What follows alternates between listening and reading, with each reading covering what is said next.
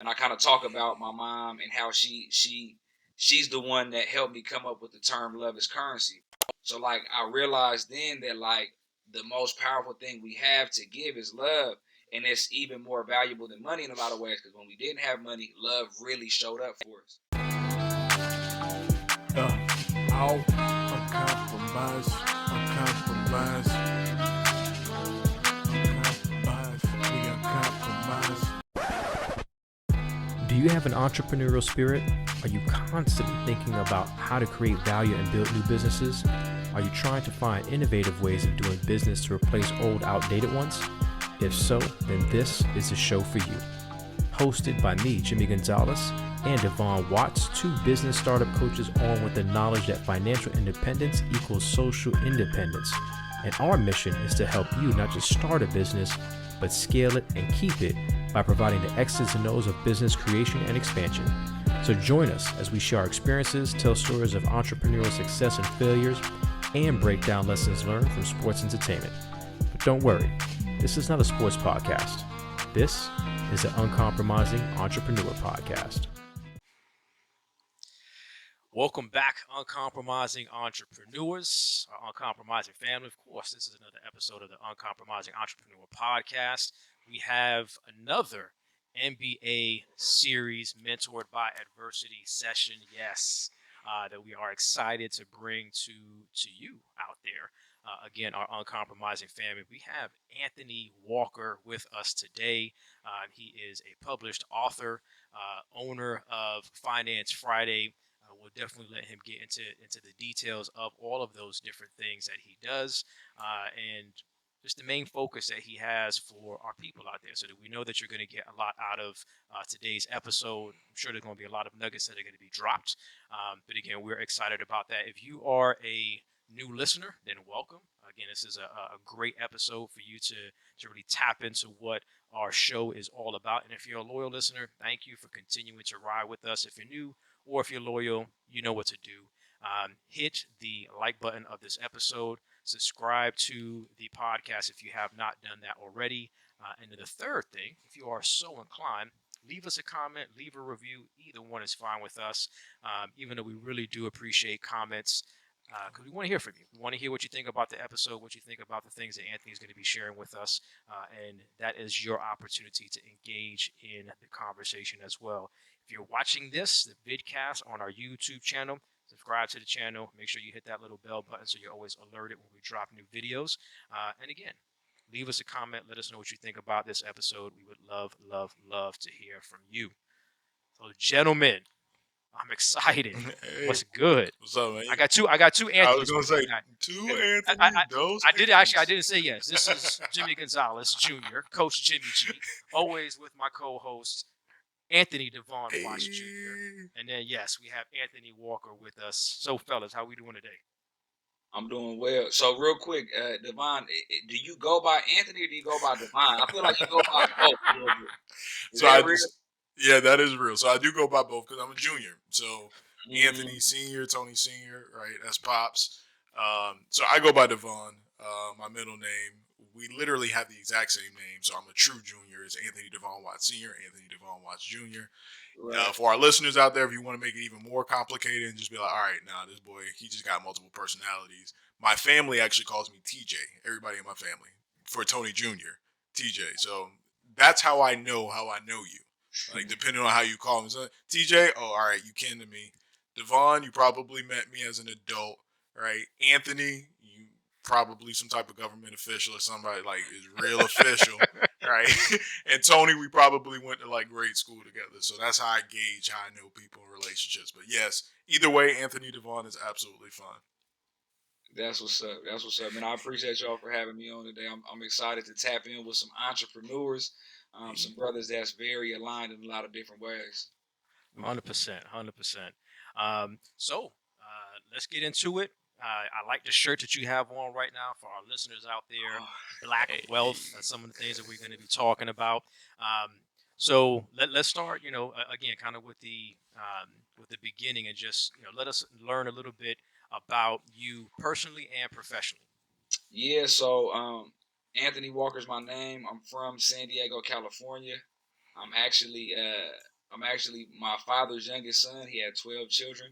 I don't know, or he has 12. Well, he birthed 12. Well, there were 12 children birthed. You know what I'm saying?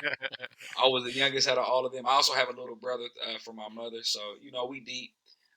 Okay. I'm not sure if I said it. I'm from San Diego, California. I Mm-hmm. currently reside in Oakland, California. I'm an entrepreneur, man. Like I think it was kind of written for me to be that way based on my family's circumstances, based on like the focus and the mission of my family. I think I have a real unique story in that like a lot of a lot of this was embedded in me. You know what I'm saying? And a lot of what I think I do and have going on is a continuation of the generation before me for sure. Maybe a couple generations back, I don't really know, but I know the generation before me for sure kind of paved the way. And my family's like a big influence in my from a career perspective, from just being an entrepreneur and just having that mindset. Definitely came from my family. Um, Lost my job during the pandemic, and that's kind of when I pivoted and decided like this is the direction that I'm going in, hopefully forever. Hey, Okay. no man. So, um, there's a couple things that you just kind of mentioned that I definitely want to hear a lot more about. But you're right in the sense that it's aligned with kind of what we value, what we champion. Right, we talk about again pursuing purpose, creating profits.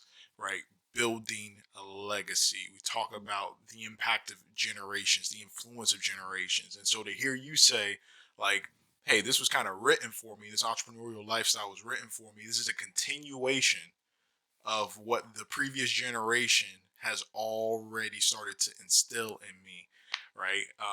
And so I think that's super super powerful. I want to dig into that just a little bit more, man. Can you highlight for us just like what do you mean by that in terms of like the generation that preceded you? Like what did you see in terms of their entrepreneurial focus or lessons that you received that sit with you today on your entrepreneurial walk? Yeah, so for me, it's interesting because I started my company Finance Friday as like a video series where I just talked about just different principles around business, entrepreneurship, finance, investing, right? And the way that those principles, a lot of these principles were originally given to me from my parents, my mother and my father. But I didn't realize the impact or the power of them until really pretty much the pandemic. What happened is I actually started studying for a life insurance test, right? And I got my life insurance license, but during the test, I realized like what these life insurance companies do is they take our premiums every month and they just invest them in the stock market. And then by the time we die, they have no problem returning back to a sum of the money because they already ran up a bag by investing our premiums. So I'm like, okay, pandemic, I got a little bit of time. I'm like, what's up with this stock market thing? Like, I never really had a real, you know what I'm saying, like perspective on what exactly was going on there. So I kind of did a deep dive. I started studying like fundamental analysis in the stock market, right? It was like my entry point.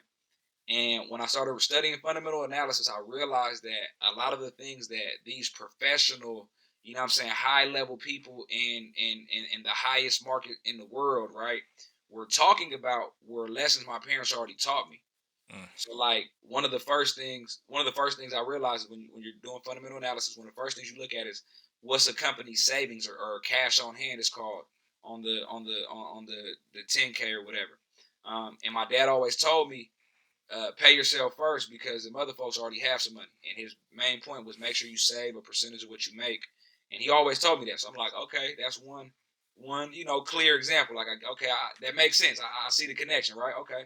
Then the second thing that you look at is you look at the balance sheet and you look at the assets versus liabilities. And minus the assets minus the liabilities equal your book value or whatever what the company's worth basically. Um, so I'm like, okay, because my dad always told me, he always said, get a truck, like always have a truck instead of a car because a truck is an asset, a car is a liability. I'm like, hold on, bro. This is sounding like real familiar. It's almost like they took this like this already information that's embedded in me. These are things my parents always tell me, right? You know what I'm saying? So I realized how powerful the information that had been sharing with me my whole life was, and I wanted other people to make those same connections because my parents, um, they, they were street hustlers. You know what I'm saying? Not to Mm-hmm. I don't want to tell their story for them, but Mm-hmm. in the '80s, they did really well. I was Mm-hmm. born in '88, so I missed the time that they were doing really well. But I've heard the Mm-hmm. stories. It's Yeah. wild, right? In a lot of different ways. But I said, oh, okay. So it was kind of like another aha moment on top of aha moments. Like, we already have this access to this type of information in our communities, but we just haven't made the connection between this information and the highest levels of business where they're really teaching this at, where they're supposedly experts and where they're gatekeeping. You know what I'm saying? It feels like Mm-hmm. a lot of gatekeeping, right? And I just felt like at that point it became my mission to make plain the you know what I'm saying, these principles that are foundation to a lot of the way we look at entrepreneurship, but also the biggest companies in the world the same way that they view it as well. So to me, it was just about making a connection. No, man. What I like about that was powerful, right? Is like you talked about like you were going through this process of really learning and getting licensed in another financial tool, one that Hmm. anybody who is well off or talks about building your wealth, they talk about the value of life insurance, of how you can use that as a financial vehicle in order to open up opportunities for yourself. There's a bunch of books out there about it. I know Jimmy has put me on a couple that he's read through and stuff like that, right? And as you're consuming this content that's supposed to be literally like the highest level of financial acumen and insights, you realize, bruh, these are the same lessons that my Deuce has been teaching me my entire life. And so what it does is it almost grounds us in the fact that the the ability, right, the ability to determine our wealth, to drive our wealth, to create generational wealth is a lot more accessible from a skill and a knowledge perspective than we even give ourselves credit for, right? Because this is what our parents were doing in order to make sure that at the end of the month, right, the ends met, right? And so I think that that's super dope just to hear that. The other thing I think about too, right, is like you talked about the fact that like these same concepts that we're talking about at our cultural level of how to run a business or to be, financially prudent, apply at the highest levels of business, right? And it almost feels like I can't help but think about the analogy of like the rules. So if anybody out there is listening to play cards, right? Like the rules to playing poker Hmm. is no different whether you playing with your family or you playing at the World Series of Poker. The only difference is what table they allow you to sit at, right? And Mm. what bag is in the middle that you're playing for, right? But the fundamentals of what I mean, what hand wins what, when should you double down, when should you fold, and stuff like it's the same, right? And so I think what you're really getting at is these things that seem out of reach are far from that, right? And how do we share that information in a way that's more meaningful, that we can connect with, that we can resonate with, so that we all understand as a culture, right, as a people, that the information is right there at our fingertips, and how can I apply it in my day to day in terms of what I'm building as an entrepreneur for my family, for generational wealth, the whole nine. So I think that's super, super, super dope, man, that you were able to have kind of those aha moments and draw those parallels. Nah, I appreciated it. It's a trip, bro, because it really changed like the full trajectory of my life. Um, really making a decision to get on camera and share these things. That was the hardest part. And I kind of told my family, like my sister, a couple of my sisters, my brother, and my mom, my parents a little bit, my mom a little bit. Not really my dad. He kind of seen the final product. But the biggest thing, honestly, was just it took a lot of courage just to get on camera and feel like what I had to say was valuable enough for anybody to care. You know what I'm saying? Um, that was the pre work a little bit, and I did a couple test runs, and you know what I'm saying. And, Yeah. I had to touch it up. But long story short, it literally changed the trajectory of my life. Just making a decision to get on camera and share what I felt like was valuable information. And we've been running ever since, like literally running ever since, though. So that's the part that I want to kind of dig a little bit deeper into too. Is you had that moment of clarity where you realize how important this is for you, and remember, well, damn, like my folks have been teaching me these things all along. I need to get a better grasp and understanding, and then start to apply it, which is phenomenal. That's one thing, but you even took it a step further because you could have been doing that Mm-hmm. and not been on Instagram or doing the additional things that you've done that we're going to get into. You could have just been making your own moves, but you decided that, nah, like I feel like I need to share this with others. What really sparked that for you? Especially knowing that, yeah, it took some courage to put yourself out there. What really um, sparked you to say, I have to share this information with other people outside of my family and the folks that I know, really sharing it with the world. Yeah, hey, the crazy part about what you just said is I would probably be a lot further along financially if I'd have made the decision to just take these principles and apply them to my life and to everybody else. Like I probably would be a lot further along at this point. Nobody's ever put it to me like that though. So thank you for reminding me of that. But nah, to be honest, like I think that I've grown up pretty selflessly in that I've had a lot of brothers and sisters.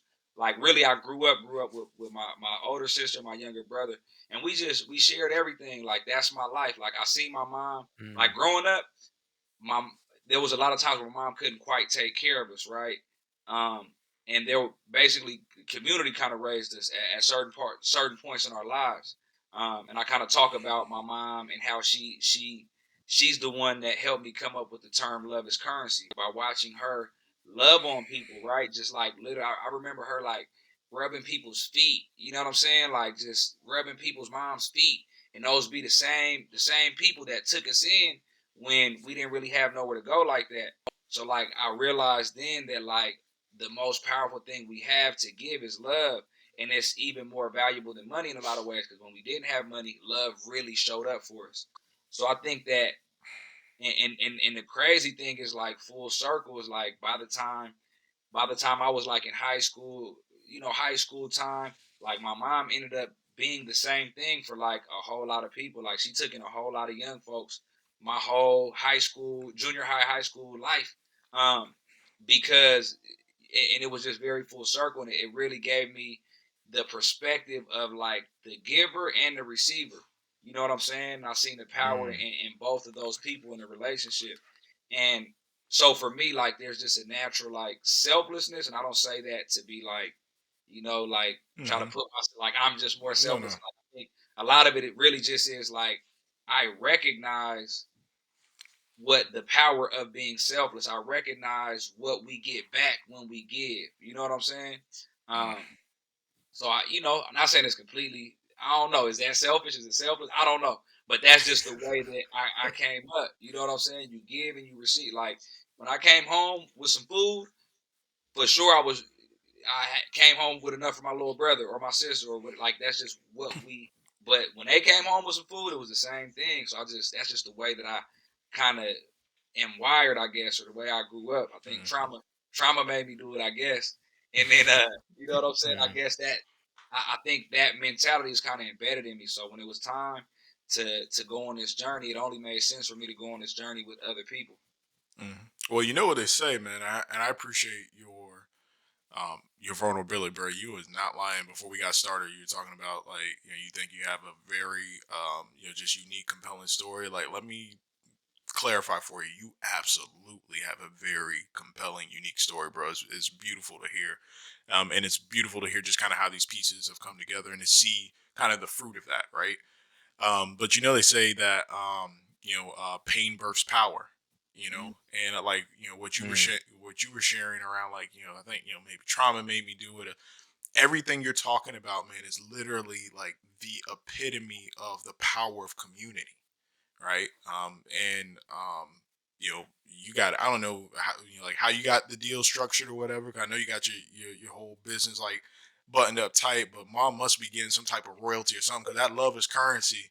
Boy, That's that's a bar and a half, like for real, right? But it puts it all in perspective, right? Because uh, love in the form of giving, love in the form of sharing information, love in the form of support, right, can be more valuable than just somebody cutting a check at times. You know what I mean? Because sometimes I don't Mm-hmm. need your financial investment. What I need is your emotional investment. What I need is your mental investment, your spiritual investment to help me unlock whatever that next level is for myself, man. And so I can see kind of the seeds of what you've built since you had that epiphany post pandemic and the whole nine. I can see those seeds just kind of peppered throughout your life experiences, you know what I mean, of what you've seen play out, what has literally helped you and your family, your loved ones, get to the next day and the next check and the next moment, you know what I mean. And man, that's powerful as hell, man. It's powerful as hell, bro. I really, again, just really appreciate the hyper transparency.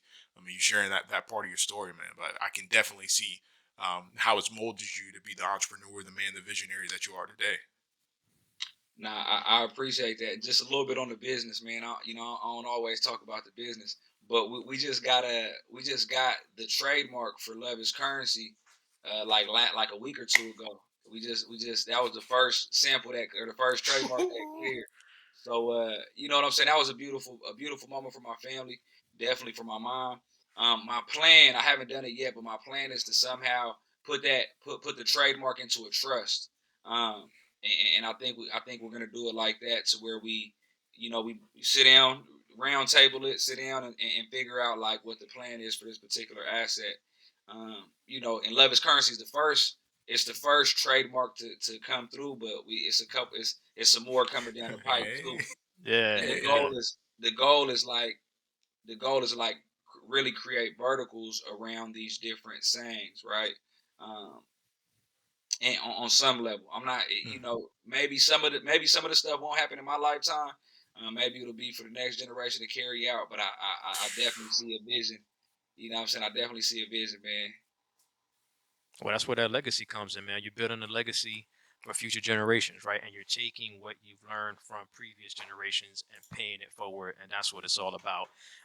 So I appreciate that, man, because it speaks to the love that you have, and we know, right, that man, the more I give, um, hopefully, God willing, right, like I'm gonna get things back. So that's what it to me. That's what you've been doing, right? You say, hey, I've been learning all of these different nuggets, these gems. Like, let me start sharing this, not just with my family, but with other people too. Um, so let's get into that piece as well. When we talk about the actual brand itself, and we look at Finance Friday. How did that come about? Did it start as these conversation series that you've been doing? Obviously, you have a merchandise line as well. So I'm interested to hear a little bit about how that got started and kind of where you're at right now with Finance Friday. Yeah, so probably 3 weeks into these conversations, and they were called Finance Friday originally, right? That was the name. Like on Friday, we're going to talk about finance. And probably 3 or 4 weeks in, I'm not sure when the decision was made, but I know probably 4 weeks in, um, I realized that I'm talking to these people about business. I need to also have something to demonstrate as well. And by then, I had a couple of the main pay yourself first was already. That was like the first thing I spoke on. Love is Currency was one of the first things I spoke on. Buying land was one of the first things I spoke on. So I was like, I should just put these statements on T-shirts. You know what I'm saying? And I was doing a lot of work to like, how do I title this video, or you know what I'm saying?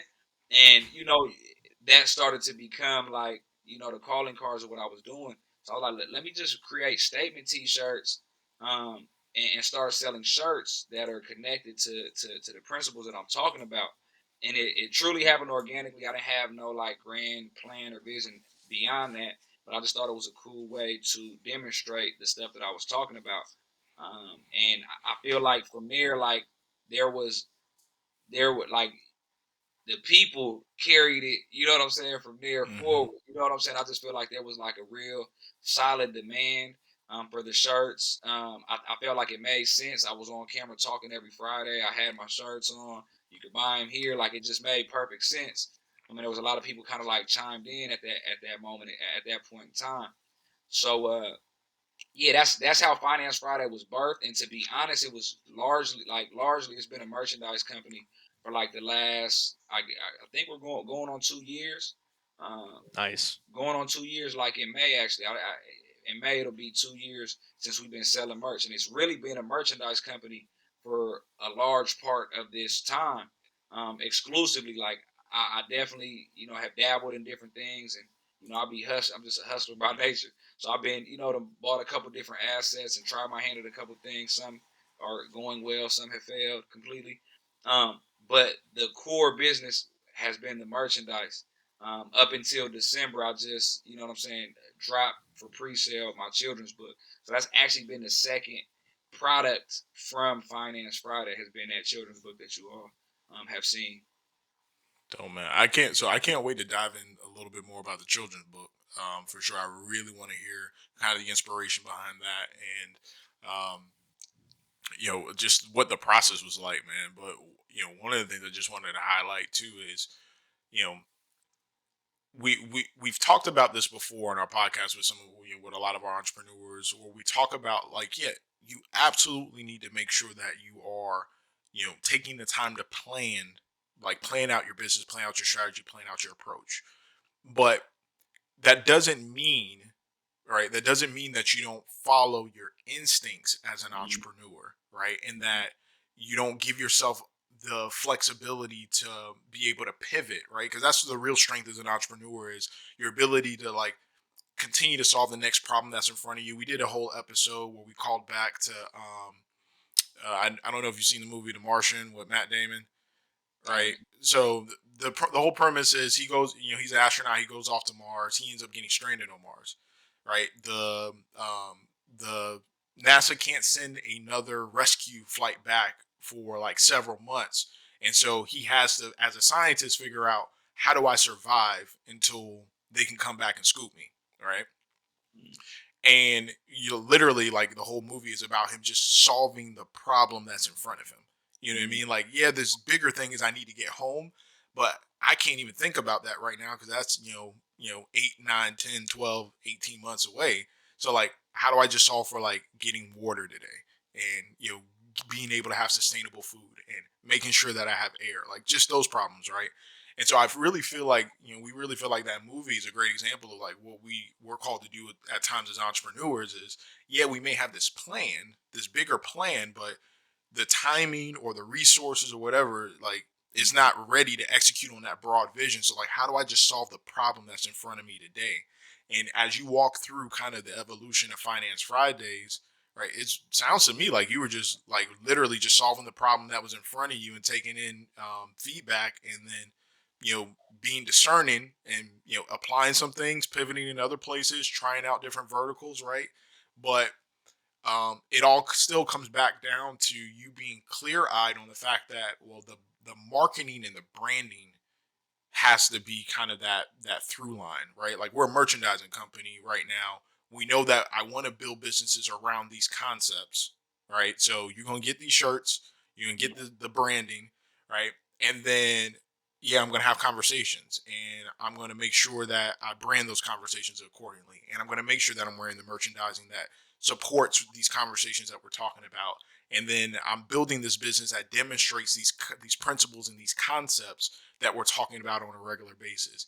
And now that I've continued to hit you over the head with these kind of these core principles, financial literacy and black wealth, now those are going to tie into this book, right? Like, we're going to get real financially literal, like literacy, because I'm gonna write a book around those concepts, right, and introduce it as early as possible to kids. So like, I think that kind of your story is a real testament or validation for some of our entrepreneurs out there that are listening and saying like, yeah, man, you may want to build this beautiful big thing, right? And you should absolutely plan and work towards that, but don't forget to listen to your instincts and just solve the problem that's in front of you today. And if you just continue to do that and you string that along enough, right, you go from turning on the camera and Finance Fridays to now published author, multiple, various SKUs, in your merchandise, your merchandising. I've seen hoodies, I've seen shirts, I've seen a whole 9 different categories to this idea of this, this trust built around the brand. And like, man, it's just dope too. Like you guys, I don't know if you guys are listening out there, but you hear Ant talking about the fact that, hey, there's some concepts that are tied to this brand that it may not even be for this generation to do. It's for the next generation to do. But that's the foresight that we talk about and we champion as an entrepreneur, man. So it's just super, super dope to hear. Nah, I appreciate that, bro. And that's really what it has been. A lot of putting one foot in front of the other.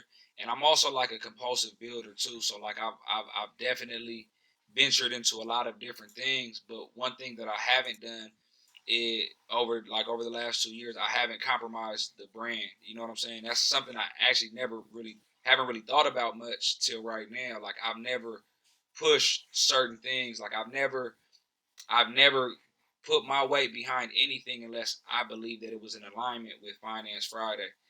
And that's one thing that no matter what I got going on, who I am, right? You can't say as far as the brand is concerned, it's pure on a certain, like to an extent, right? So I appreciate a lot of what you said. Made that clear for me. So I appreciate you for that. That's why we have you on the show, because you obviously are an uncompromising Entrepreneur. entrepreneur. Ain't compromising Hey, the brand, baby. Hey, Dub. One thing that I don't want to let slide by either, especially for our listeners out there, because we may have somebody that is thinking about being an entrepreneur, maybe thinking about starting a business or even a merchandising business, and they haven't just started yet, or to the point that you made, that you've tried a few different things and you failed at some. Mm-hmm. We all fail, you know what I mean? Or we all have things that don't necessarily turn out the way that we expected. And I don't know one entrepreneur that doesn't have some type of story like that. Mm-hmm. Where I grinded, I did this, and maybe I saw some success, but not as much, or I didn't see the level of success, and then something else popped off, or I adapted and went another way, and then all of a sudden you see this person, but man, there's a whole history of things that they've done in the past that has allowed them to get to where they're at right now, and that's definitely what I see in your story as well, and that's part of it. Going back to the movie that Yvonne was talking about, as he's solving those problems, there was a whole bunch of obstacles and things that derailed what he was trying to do that didn't work. And it's like, all right, well, now I have to do something a little bit different, or I have to adapt, I have to adjust, and that's part of building. That's part of the life of an entrepreneur, is knowing that there's going to be obstacles, but there's going to be times where it just doesn't work out the way that you thought. But you never know. That might be God leading you to something even bigger that He has in store for you. So yeah, for sure, man. And sometimes, like going back to even the poker analogy too, man. Like sometimes you just gotta, you throw like you make the bet and you play the hand just to get the information. You feel me? Like what I mean, I don't got the strongest hand, but let me see. I need to learn about my opponent. You know what I mean? Yeah, I'll call. yes, And all right, cool. I lost this hand, but I got information now, and that information is gonna make me better for the next hand, and the hand after that, and the hand after that. So yeah, sometimes you just got to play the hand, take the bet. You know what I mean? You know you're gonna lose it, but you got the information, and that's where the real value is, right? At the end of the day. So yeah, man. So let's pivot a little bit, man. Just talk to us a little bit, man, about your journey as an author, right? Like, man, you talk about you know, a hell of a growth, from 2 years ago, pandemic, lost job. Hey, I think I'm gonna sell insurance. To boom, 2 years later, published author. You know what I mean? Like, walk us through that, man. Like, how did you land on that being the kind of the next move for you for the brand, and then just kind of what was that process like?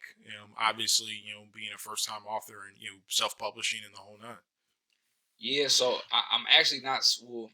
I'm independently published, but I'm not self-published, right? Okay. So the way that the book came about was, I always knew I was gonna do a book, a Finance Friday book, right? And I'm still going to, but it's a completely different concept. So I'm gonna do a book. I don't want to take too much time on it, but I always knew I was gonna do a book, right? it's all It's good. all good, man. I'm gonna write a book called The 12 Principles of Financial Freedom, but that's here nor there, right there, right? But I always knew that there was gonna be a book. I definitely didn't have this concept here, right? But my cousins, so my niece's mother, her name is Chelsea Moreland. I grew up with Chelsea. She has a twin named Channing Moreland. They were always like the twins in San Diego. Like growing up, those were my generation's the twins, right? Beautiful women. We used to run track together when we were younger, and basically, we have a real good relationship. Her daughter's my niece. Like I love her daughter. Like she's mine. You know what I'm saying? But long story short, they wrote a book about 5 years ago called "B is for Black Girl" and another book called "B is for Mm. Black Boy." Right. So they've been building, and I've been just supportive and appreciative of what they've been doing this whole time. But as I was going through this Finance Friday, doing my thing, you know what I'm saying? Like I'm well known at this point. Anywhere I go, like finance, Mm. like somebody's gonna say Finance Friday or Love is Currency or Black Wealth, like it's gonna come up, right? This is part of that's part of my personal brand at this point as well.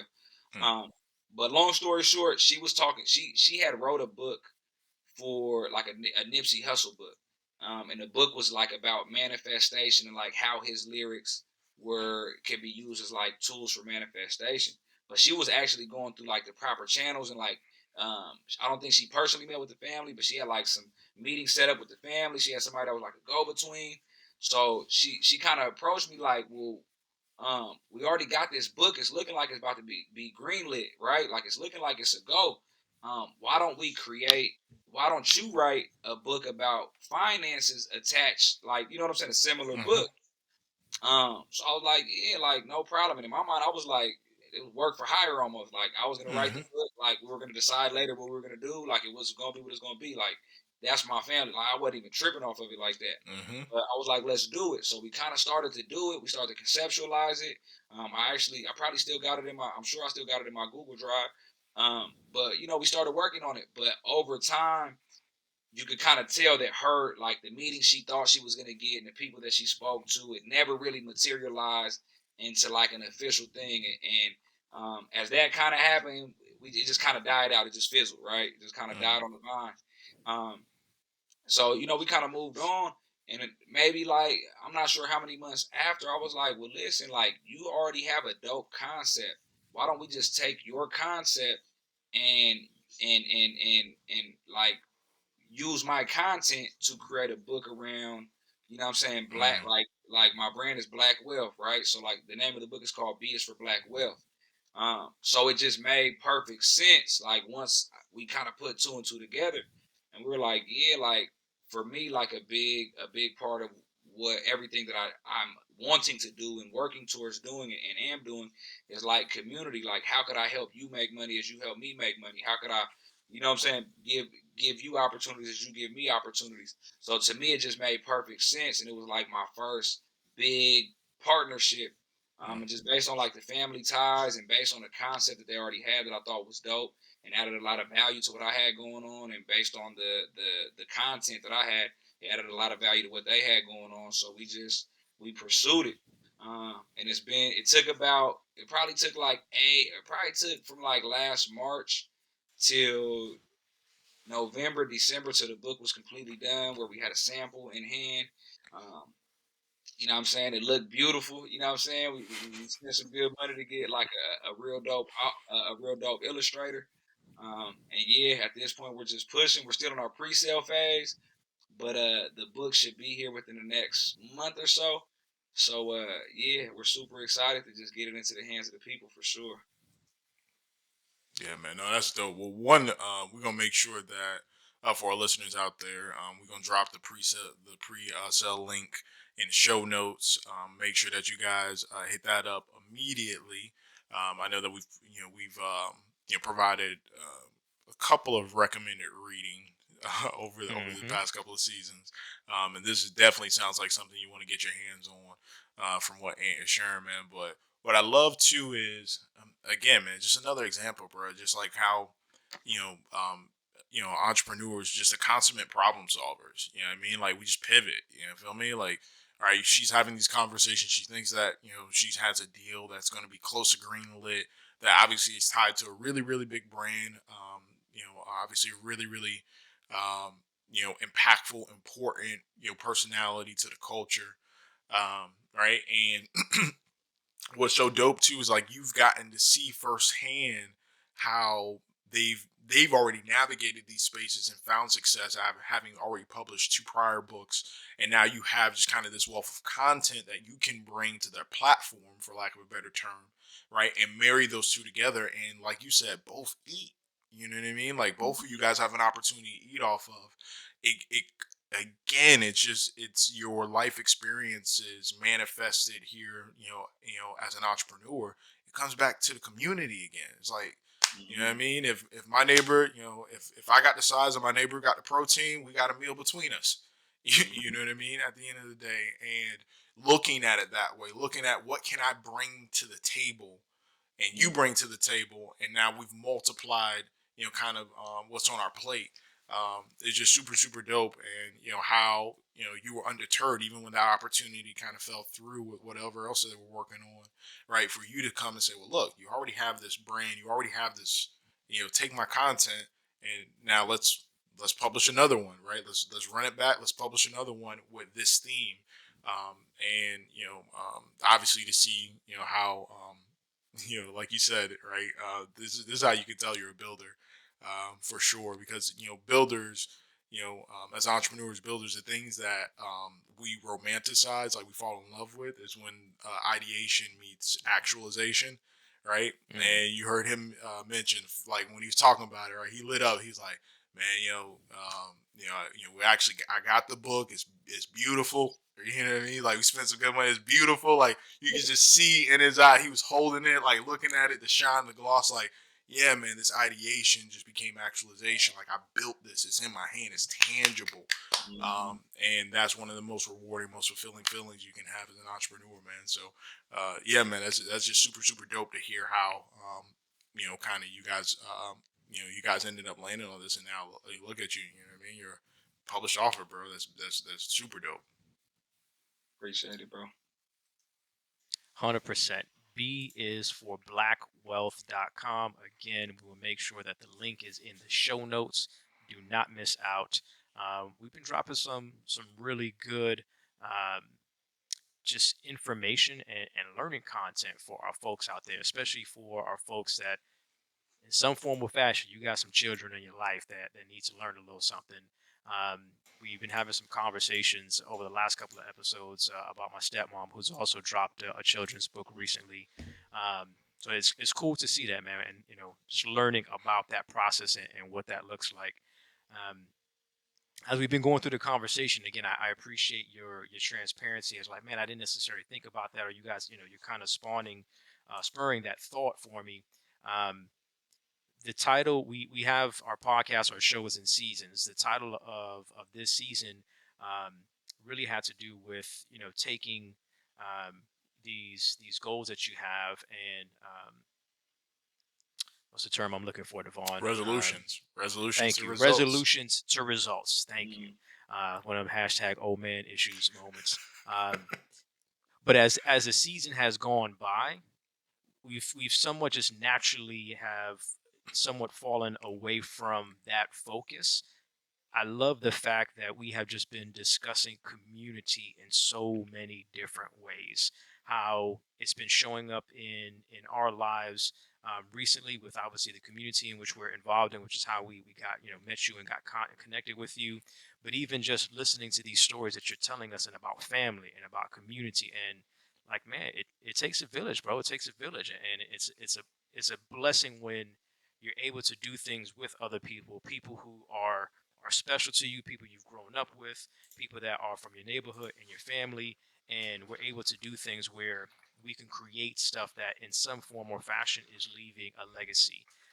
Nobody's ever going to be able to take that away, right? Like, y'all have come together, put your content, your what was in your heart, in your mind, in your spirit on paper, and y'all created something that you can open up, but little kids can open up. I'm about to buy some too, you know what I mean? That we can share. I got nephews, I got nieces that need to hear All my those boys gonna hear things. it. Yeah, All my you know what boys I mean? gonna hear it. So one, that's just a beautiful thing, and again, it really it just continues to prove the point on how powerful community is, and we know, like, that's what God intended. He didn't intend us to live alone, to go through this life alone.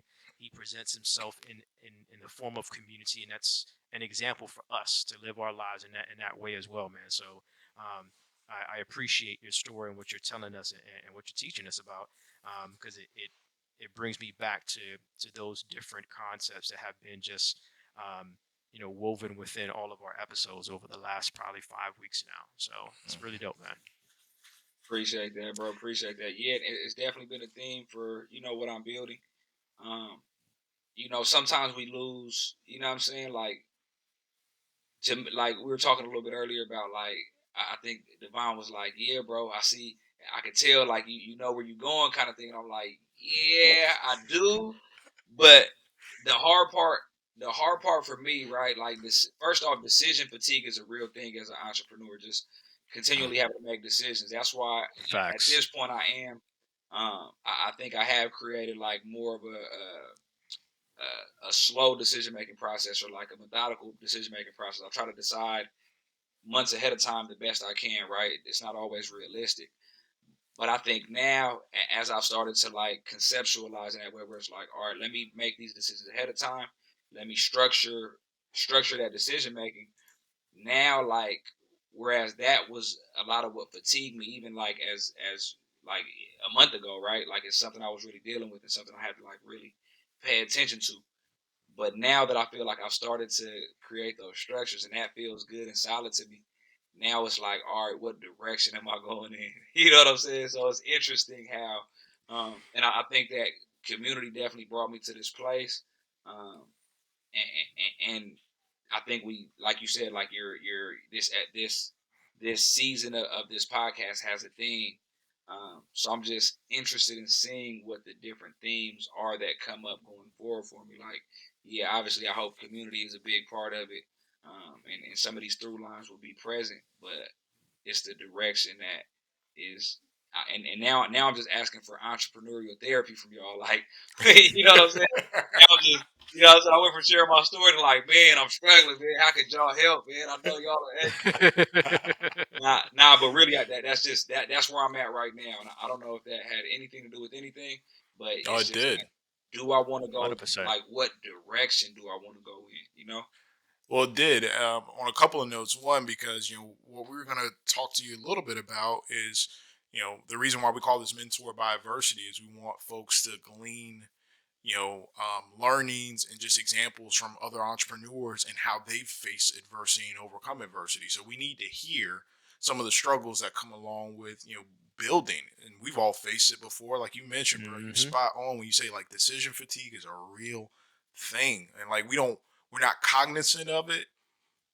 We're not cognizant of it by any stretch of the imagination in the moment, but then like once you get through maybe that extended period of like making a bunch of decisions or having to process a bunch of information, like you feel the weight of that. You feel like bro, like I just got out the CrossFit gym, or I just went 12 rounds. Like why do I like physically you even feel it and it manifests itself, right? I was sharing a little bit with Jimmy over these past couple of days off mic. We've been blessed enough to be going through the process, and have completed the process of securing a property. Securing a property further up back in Orlando. So we're going to be relocating back from South Florida because the pandemic brought us down here. So we're going to be back, around our family and stuff like that. And this has been a major goal for me personally, for our family personally, because I asked I asked my missus, I asked the kids to trust me, on this 2 year journey, and it feels good to again continue to be a man of my word and make those things come to reality. But it just leading up to it over these past 3 months, man, the multitude of decisions I've had to make around this, around our business, around some of our consulting clients, like you just feel it, like it literally maybe like 3 4 days ago, man. Like I literally, bro, I shut the door to the office. I just got on my knees, bro. I like literally rested my head on the bed, and I just like I prayed, and I was just like, just please, like, just give me the strength because like I'm just feeling it, right? So I think there's a lot of power, obviously, in our entrepreneurs hearing that, but on the to kind of advance it, going back to the theme of community, there's also a space for community to help serve carrying some of that burden and that workload. You know what I mean? Like you talked about how you envision the brand going into this trust, and then how collectively, everybody that's a part of that trust being able to have a say and kind of help formulate what is kind of the next goal associated with the brand or what you're building, right?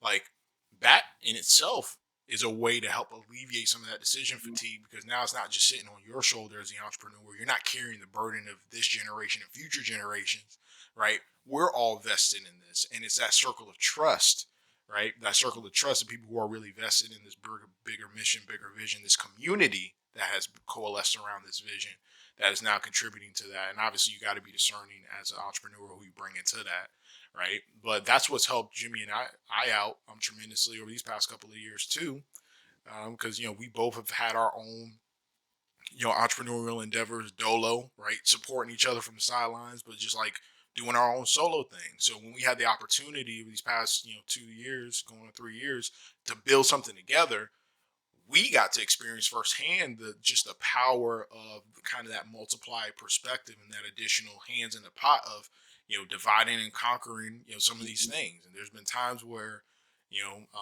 I'm carrying 75, he's carrying 25. There's been times like here recently where Jimmy's been carrying 75, I've been carrying 25, and the progress isn't slowed, right? And neither of us is getting that burnout of decision fatigue because we're collectively doing this together as a group, as a community. You know what I mean? So I think there's a tremendous amount of value in you tying those two things together, right? Talking about the season of community, and then just also talking about like kind of the season of what you're going through and how you've been feeling, because it's important for our entrepreneurs out there to hear for sure. Yeah. So that in itself, can be adversity that we've all gone through. I'm curious, what has, if you want to give us a specific example or story that you have, definitely we'd love to hear that. Within that example and that story, what has adversity taught you about entrepreneurship that you still carry with you to this day? Mm-hmm. Yeah, I mean, I think that the biggest, well, two things, right? The first thing that comes to my mind, just general thought, is as entrepreneurs, we are at the beginning stages, we always have more either things to do than we have time, or we have more things to do than we have money. You know what I'm saying?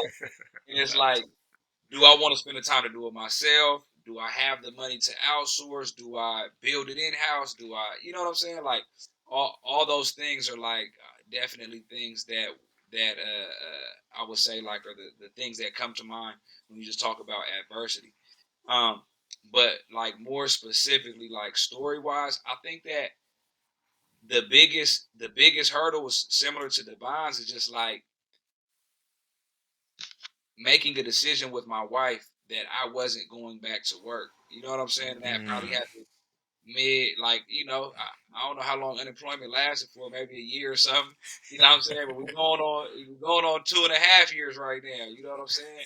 Yeah. So to really make that decision and swallow the hardship of not having a for sure income, or you know what I'm saying, or at least like a predictable income, was kind of one of the hardest things that I think that me and my wife had to make a decision around. And like by the grace of God, like all of my needs have been provided for Mm. since then. You know what I'm saying? Not saying it's been perfect the whole time, but I was just thinking about it the other day. Like, man, I'm really blessed. Like different, like the platform that I've created for myself, right, and for my brand has allowed other people to trust me with the platforms that they created and the things that they have going on, and the things that I can add value to. So, like for me, that was the biggest adversity, was that initial hump of like, look, I don't know what. I know I could go. I know I got 60 days in me. You know what I'm saying? Talking to wifey, I know I got 60 days in me to where we cool. After that, I'm really not sure, but I know that this is a decision I have to make. So give me 60 days. All right, give me now. Okay, we cool. Give me 90 days. You know what I'm saying? Let me. And now it's to the point where I just don't. Not to say it's not an option, but I just don't see myself going back. And to me, that's like phase one on a personal level, right? Because Mm-hmm. what we do in the world, the business that we do in the world affects our home. You know what I'm Mm-hmm. saying? And I think we just get 100%. to Yeah. a place where, like, you know what I'm saying? Like, I feel like I've created a level of stability within my home that I'm proud of. You know what I'm saying? Through strictly the grit, you know what I'm saying? Through 100%, you know what I'm saying? Grinding and building what I'm building. So I think that was the biggest adversity, and so far has been my biggest victory. Just to get to this phase of entrepreneurship, and I think now is the time where once the home is secured, like you got to do whatever you got to do to make sure the home is secure. Once the home is secure, now you can start making better, clearer decisions to scale. You know what I'm saying? So I think that's like the phase that I'm at now, and it's a beautiful place to Brilliant. be.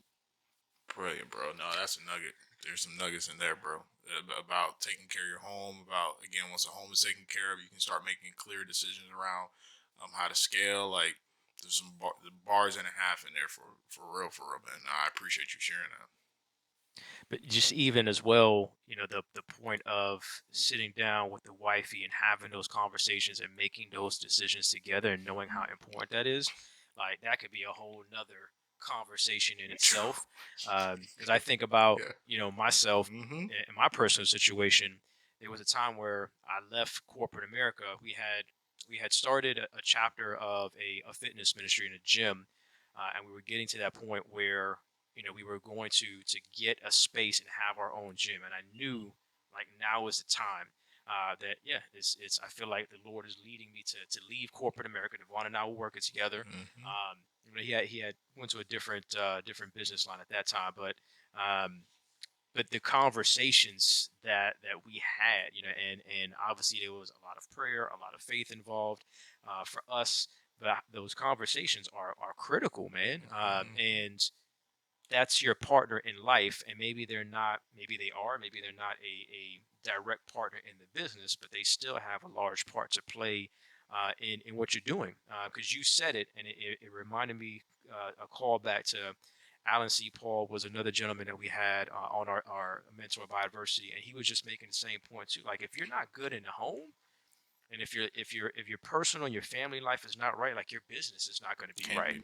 So those things have to be on point. It doesn't mean it's going to be perfect, but like they have to be on point, and there has to be a deep level of understanding and trust so that you can do what you feel you're called to do. And I do think that there's a huge appreciation from the woman, from our wives, when they see maybe I don't have it all figured out, or it's not all clarity 100%, Mm-hmm. but I know that I have this passion. I know I have this purpose that's driving me, and these are things that I need to do. So yeah, man, I just appreciate you making that point, because again, I think those Home. conversations between a husband and wife, man, are just so critical, between partners, between spouses, when you're thinking about making those decisions. Yeah. The other thing I would say real quick too, I think he's touching on that a lot of us deal with as entrepreneurs is sometimes the first person you got to prove to that you can do this is yourself, right? Yeah. And what he was saying about like, I know I got 60 days in me. Like, just give me 60 days. And, all right, boom, I proved that to myself. I got through 60 days. All right, I know I got 90 days. Let me get enough. And then once you string enough of those together, with each milestone, it's just validation, affirmation that, bro, you built for this. And now to go from, I think I have 60 days to now, I don't see myself going back. You know what I mean? Like, not that it won't ever be an option if it really came down to that. Because again, to your point, you're going to take care of your family first. You're going to take care of your household first. But it's not going to be the first option on the list. It's going to be, 17, 18, because you can think of, again, 16 other things that you can do as an entrepreneur based off the platform you've built, based off the skill sets you've developed, based off of just the mindset, the relationships that can help you get to where you got to go, man. So yeah, like I also just, that stuck out to me. Something I appreciate is like sometimes you got to prove it to yourself. You know what I mean? So, I just appreciate the transparency, bro. It's real. It's real, real, real. Yeah, facts. Appreciate it, bro. Um, It's no other way but to be Mm-hmm. as honest yeah. as we can wherever we show up at. Mm. In this day and age, man, that's what people are looking for. They're looking for transparency. They're looking for honesty, especially if you want to be an entrepreneur, if you want to be in this space, um, trying to be something else than authentically you. Like people see through that, man. They don't want none. They don't want a part of that. They want to be a part of something that is authentic, is transparent, is true to the heart, true to the spirit. And when you do that, you attract those people, right? I I kind of messed up on my tweet the other day. um, but I put, I had heard this from somebody else, and I just it really stuck with me. Your vibe attracts, not attacks. Your vibe attracts your tribe. Mm, You know what I mean? And obviously, there's something about you and your vibe and what you've been putting out there that Mm-hmm. has allowed you to build this community, the people that you already knew that I'm sure you were having conversations with. They're like, oh yeah, I see this. I can see you doing this. I can see us helping in some kind of way. Even when I look at the website, when I go to the website and I look at that picture on finance-friday.com, it's not just you. mm-hmm. It's the family. Like there's multiple people, in this picture when you go to the website. So again, it just continues to make that point of family, of community, and like we're all in this together. You know what I mean? So definitely appreciate that. Last question I got for you, we got for you is what is a word or some words of advice that you would like to share with our uncompromising entrepreneurs out there, any aspiring entrepreneurs that are looking to start to possibly build a business of their own? Yeah, I think it's the first word, man, the uncompromising part. Like, I think that's a key to being the type of people that we want to be. First off, right, we have to be uncompromising, and we have to stand in our values. And if and when we don't do that, we suffer for it. Whether it's what I'm saying, in small ways or big ways. Whether it's what I'm saying, like sometimes it's an integrity thing, and it affects us personally, and sometimes it's outward facing, like other people to see, like, oh yeah, they're slipping, they're not really being true to who they are, what they believe, right? And to me, I think that's the most um, from this conversation, that's the biggest thing that I'm walking away with is like, well, I really have to be, or I really have been, and have to continue to be uncompromising to the brand that I built. And that doesn't mean not to pivot. That doesn't mean not to change or to grow, in a number of different ways or directions, right? But it's just that whoever you say you are, you have to be that. You know what I'm saying? And if you change, that's okay. You got to talk to you got to talk to the community or talk to yourself, talk to your people, and let them know this is what we're on right now. But you have to be. It's just a matter of having integrity and being who you say you are, and really like living and dying with that from a brand perspective and more importantly from a personal perspective. Yeah, man, it's so important to have a good understanding of who you are and who you want to be, right? And like you Mm-hmm. said, making those decisions that I'm going to be uncompromising in who I want to be and truly be that person. Um, there's another concept that I was reminded of recently is be, do, have.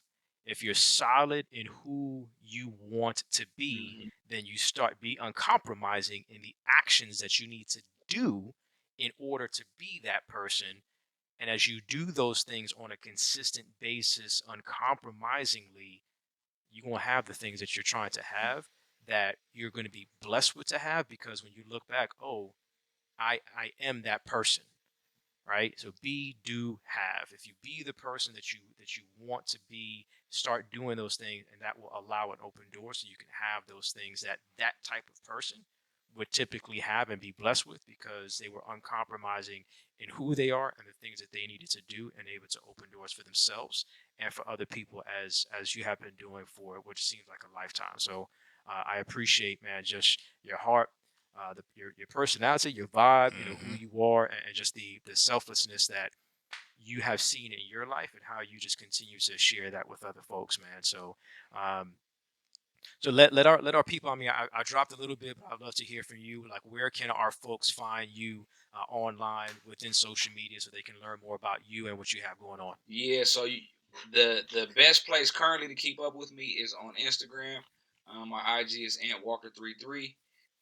My Twitter is the same thing, Ant Walker 33, ANT Walker 33.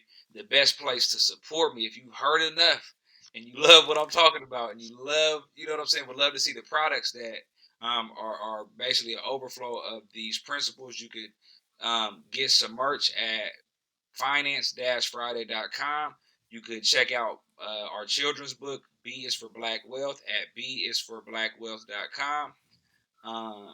Yeah, man, those are the couple ways that you can tap in and support. My business model is to give as much as I can for free, and based on what you all receive, you support me on the back end. It hasn't failed me yet, and I think we just picking up steam right now. So I think it's gonna get even greater later. So go ahead and tap in and be a part of what I got going on in those Even ways. greater later. No, I love that. Love is currency, bro. So I appreciate you sharing just all of these nuggets and sharing love with our uncompromising family out there. We're gonna put all of those different links in the show notes. Check it out again. Support the family. That's what we do, y'all. That's what we do. Continue to support what we have going on, especially these projects, man, that are also geared for the children and that next generation that are teaching about financial literacy, entrepreneurial and business concepts. Again, I think about the book that Linda just dropped recently too, and just mindset and things that we would hope, right, that our youth would learn to allow them to be just a better version of themselves and truly be what God intended it, for them to be. So, 1,000%. put the links in the show notes. Check that out. Thank you to our uncompromising family. Again, make sure that you like this episode. Share this. That people that need Hear to this word. hear. To hear this word and hear everything that Anthony shared with us today. Um, we talked about being selfless and about sharing with the community. So share this episode with your community. Share the video if you're watching on the YouTube channel. If you're listening to the audio, to the podcast, make sure you share that as well. Like, subscribe, do all of those things to share some love with us.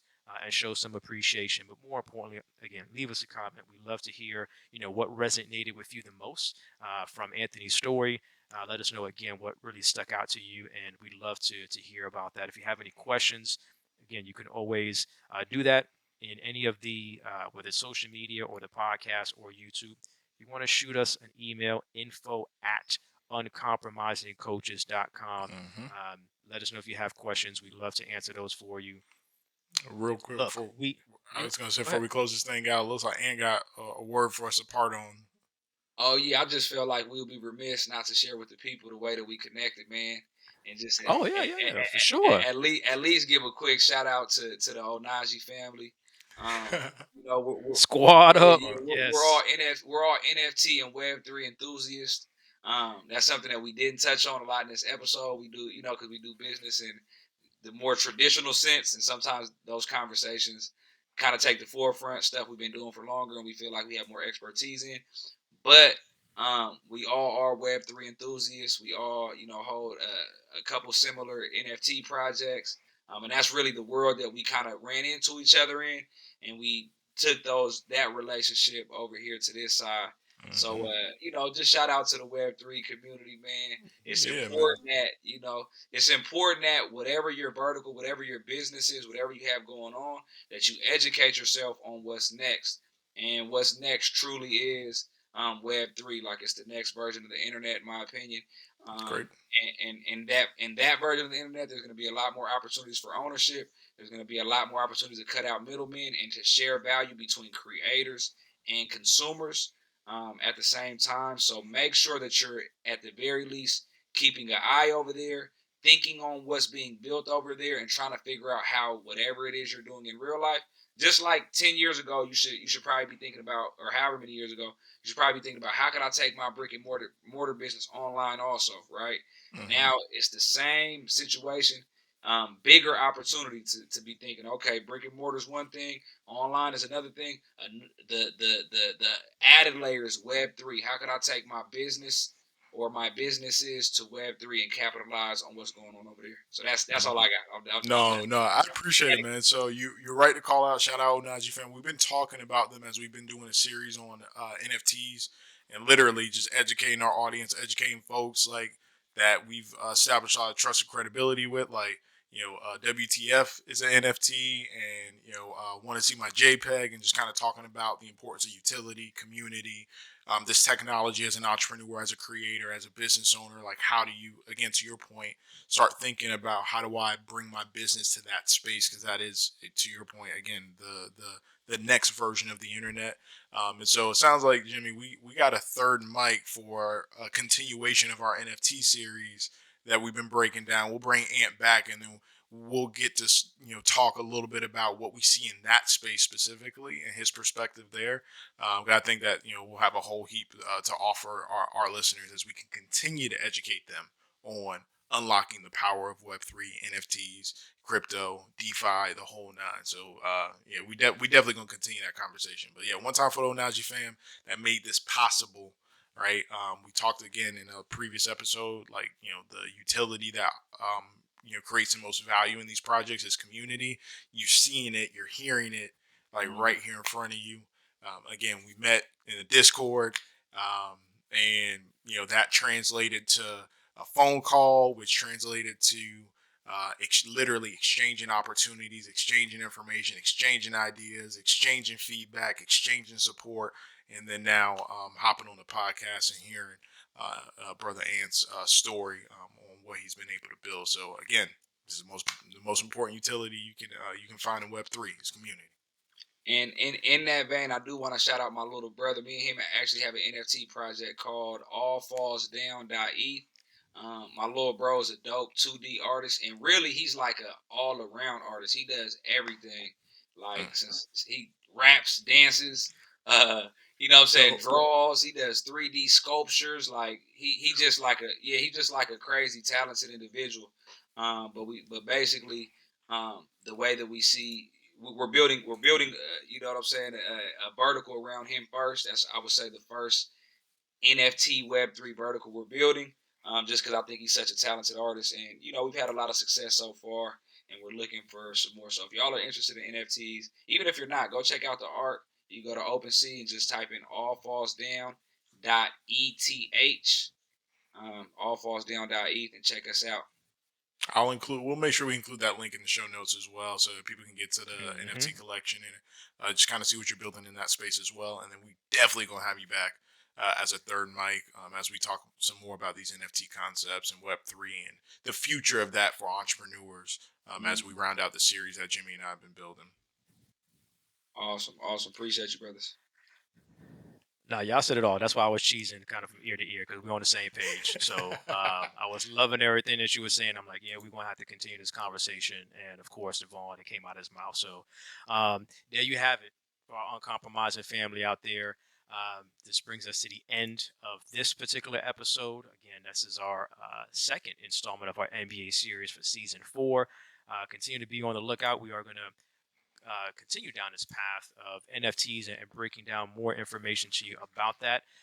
If you are interested, and you should be, again, even if you're just on a peripheral, learning as much as you can, because it really is going to be the future in so many different ways. And this is an opportunity as entrepreneurs to start really figuring out how we're going to not just play, but really have a presence in that space. For all the reasons that Anthony mentioned, for all the reasons we've been talking about. So we'll continue to dive into that a little bit deeper along the way. So be on the lookout for that. Much more to come on this season 4 that we probably won't have to retitle to something else. But again, thank you for riding with us. We appreciate y'all so much. As always, y'all, God bless. Stay encouraged. Peace. Thank you.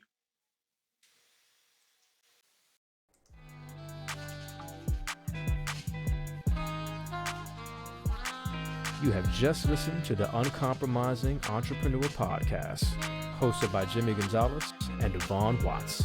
Thank you, and we hope that you pursue your passion, create profits, and build a legacy. Until next time, y'all.